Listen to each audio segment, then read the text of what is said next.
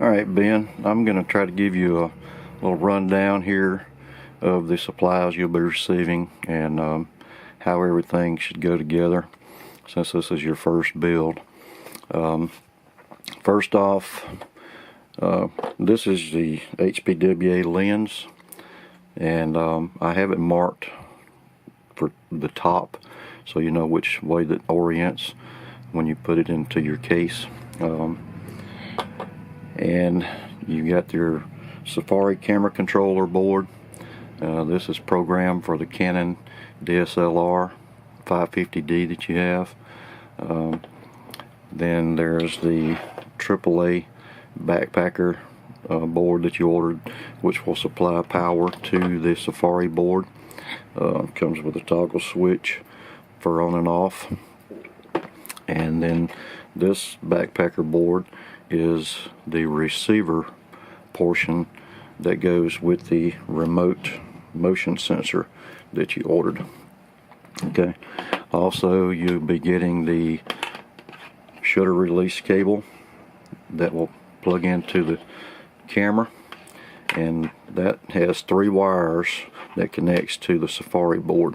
And I'm going to leave this connected to the Safari board the way it is now, so that you know how it goes. But I have a piece of tape on here that has the wire colors: red wire, black wire, and a white wire.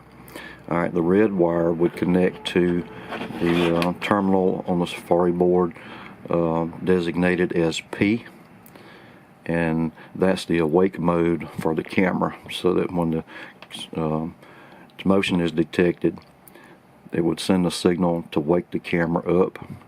The black wire goes to a terminal marked as PC, which is power common. That's your ground. Black wire is a ground.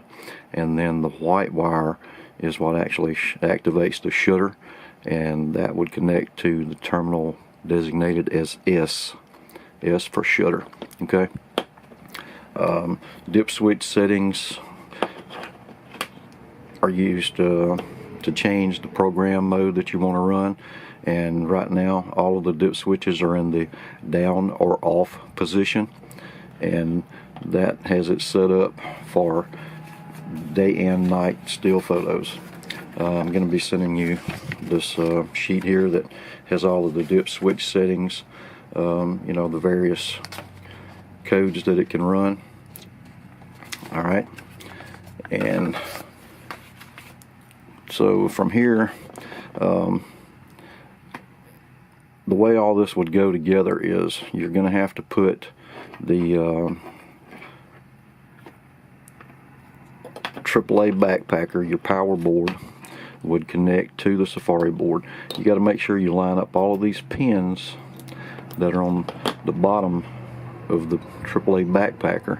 Line them up to the sockets below that are on the Safari board, and push that down as far as it will go to engage it. Okay, and the same for the receiver Backpacker.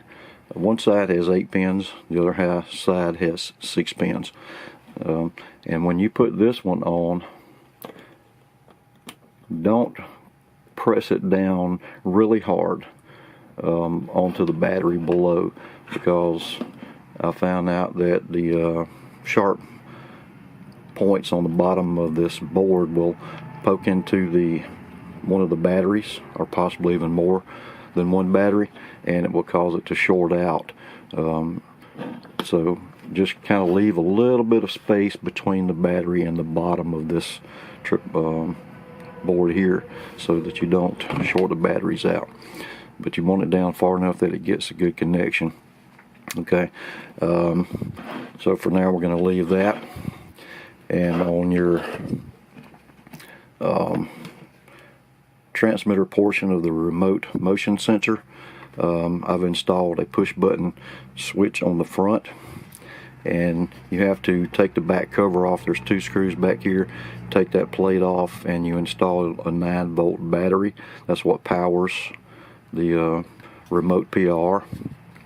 And once you get everything set up out in the field, then you would just simply push this red button on the front, and you'll notice a LED on the front lights up indicating that it has power, and it's going to take it a few seconds to warm up.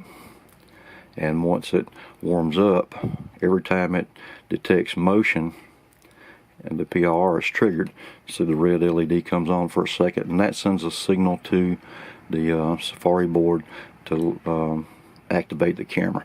So for now I'm going to set that to the side. Okay, and going back to the Safari board, you'll notice on the bottom that it comes with a base plate that has a 1-inch diameter hole in the middle. Remove the 4 screws on the bottom. You can take this, it's called an easy mount, okay, and you can actually use this as your drilling guide inside, to drill holes in your case. Position this where you want your Safari board and mark the hole locations on the 4 corners and the center, and then you would just simply drill holes through your case to accommodate the 4 screws here, and then the center would be a 1-inch diameter hole that would get drilled. And once you have that done, then you can run your screws through the outside of this case, through this base plate, and then mount your Safari board, and that would get you perfectly aligned with the motion sensor that's on the board. Okay, because everything needs to be centered up for it to operate properly. Okay, and then the jack from the shutter release cable connects into the port on the side of your camera. Alright, and then on your camera you're going to need to turn power on the camera. Okay, and in your menu, go to the screen where it says auto power off and set that for 30-second timer, and that way your camera automatically goes into sleep mode after 30 seconds of inactivity. Okay, so I've got my camera on, and that's going to go through, and it will automatically go into sleep mode. Alright, so now that we've got the camera connected to the Safari board, we're going to turn the power on to the Safari board, and you'll notice that the LED on the Safari board, after a few seconds, it's going to come on, and then we'll go back off. Alright, so now the Safari board is in what is known as walk test mode, and so if it detects motion, then the LED will come back on. Okay, that's just indicating that it has detected motion, and what that feature's for is so that if you when you set your camera up and you turn everything on out in the field, and if you want to double check, make sure that it's detecting motion in the area that you want it to, you will notice that that LED comes on during that time. Walk test lasts for approximately 30 seconds. Okay, and then once that ends, you'll get several flashes of the LED, and that will indicate that everything is armed and ready. Okay, so also the remote motion sensor is going to detect motion, and that will trigger the LED. So I'm going to wave my hand over in front of the remote motion sensor, and as you can see, that makes the LED also come on during walk test mode. During actual function, when it's armed and ready for taking photos, then the LED does not come back on anymore during that time. Alright, so I'm going to let it go ahead and go through walk test without activating it anymore, and you'll see that it has several flashes of the LED at the end of walk test, and that will indicate that the board is armed and ready. And next time it detects motion, the camera will be powered up and it will take a photo.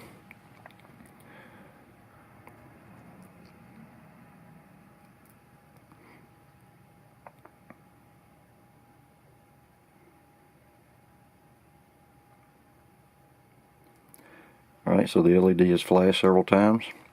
Now if I wave my hand in front of it, Did you hear the camera? The camera's taking photos. Do that again. Usually the signal lasts long enough on the Safari board that you're going to get 2, 4, maybe even up to 6 photos. Alright, so if I wave my hand over in front of the remote motion sensor, see, that also triggers the camera to come on and take photos. Okay, so that's basically it. I'm going to go ahead and turn the Safari board back off now. And like I said, the camera is going to sit idle for 30 seconds, and once it does, it goes back into sleep mode, waiting for the next motion activation. Alright, like I said, I mentioned that you can use this base plate, you know, to lay out where your board's going to go in your case, and drill all your holes. And once you drill that 1-inch hole in the center, then that's where the HPWA comes into play. This would mount through that 1-inch hole that's on the front of your case, and then of course this base plate here, the easy mount, would be inside your case, so all of that would sandwich together. You would have the HPWA going through the front of the case, and then it would actually fit over this hole that is on that base plate, so that it ends up being like this. And the HPWA Fresnel, you know, directs the motion that is picked up to the sensor on the control board to activate the control board. One other thing I'm going to tell you too is I noticed that if you do happen to get this receiver backpacker pressed down too far and it's actually grounding out on your batteries here, that will cause the Safari board motion sensor to not work. So you got to be aware of that too. Like I said, it's just there's a fine line between how far you get it down, you know, and not having it down far enough that the pins on this board actually make contact with the pins below. So just be really aware of that. If you get it pressed down too far, the motion activation for the Safari board is not going to work. Although it will still work with the remote motion sensor, but you run the risk of it's going to be grounding out these batteries, and they're going to heat up, and that could actually cause you a fire inside your build. So you don't want that to happen, you know, or the batteries could burst and leak acid all over the place and ruin everything. I'm probably going to go ahead and send you another battery holder, which is just a battery holder that will accommodate 3 AAA batteries. And if you feel like you don't want to use this AAA backpacker because of an issue, then you would just simply discard that and just use the receiver backpacker, which would go on top of your Safari board like this. And then the battery leads from the AA battery holder would connect to ground and power locations on the Safari board, and then just take the toggle switch off of this board and connect the toggle switch into the 2 locations on the Safari board that's marked as SW. There's 2 slots marked as SW, and it doesn't matter if you put the red wire or the black wire there from the toggle switch. That does not matter. It'll work either way around.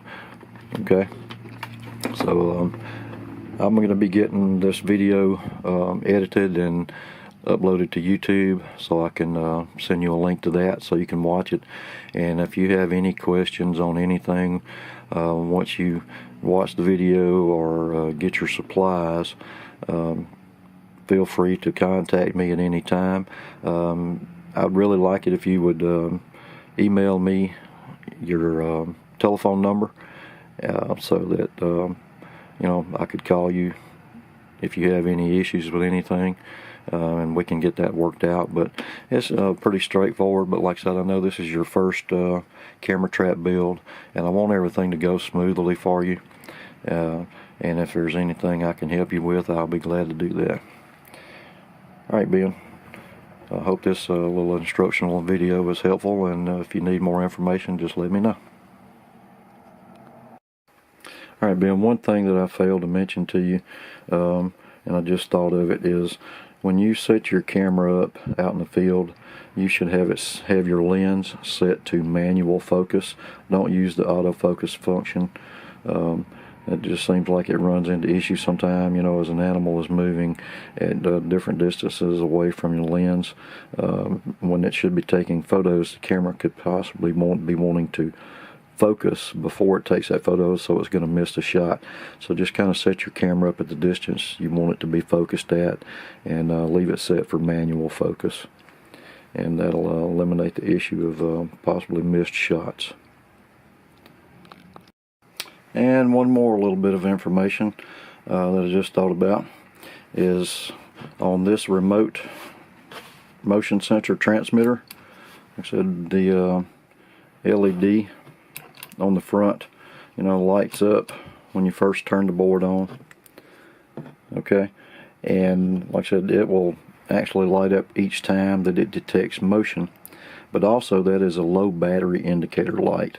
So if the 9-volt battery voltage starts getting too low, that LED on the front will start to flash continuously. And so if that starts to happen, you know that it's time to change the battery that operates this remote motion sensor.